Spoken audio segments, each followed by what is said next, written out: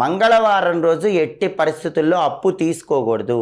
మీరు ఎవరి దగ్గరైనా అప్పు తీసుకోవాలంటే మంగళవారం మాత్రం ఎట్టి పరిస్థితుల్లో అప్పు తీసుకోకండి. బుధవారం రోజు ఎదుటి వాళ్ళకి అప్పు ఇవ్వకూడదు. మనం బుధవారం రోజు అప్పు ఎవరికైనా ఇచ్చామనుకోండి, మన దగ్గర నుంచి లక్ష్మీదేవి వెళ్ళిపోతుంది. మంగళవారం అప్పు తీసుకున్నాం అనుకోండి, మన దగ్గర నుంచి లక్ష్మీదేవి వెళ్ళిపోతుంది. అలాగే తామర పూలు, బిల్వపత్రాలు, ఈ రెండు కూడా లక్ష్మీదేవికి చాలా ప్రీతిపాత్రమైనవి.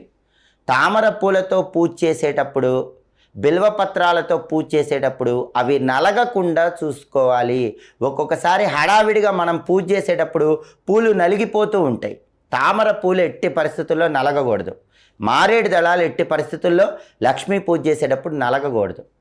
అలాగే చాలామంది స్నానం చేసేటప్పుడు చేసే తప్పేంటంటే పాదాలు ఒకదానితో ఒకటి రుద్దుతూ స్నానం చేస్తారు.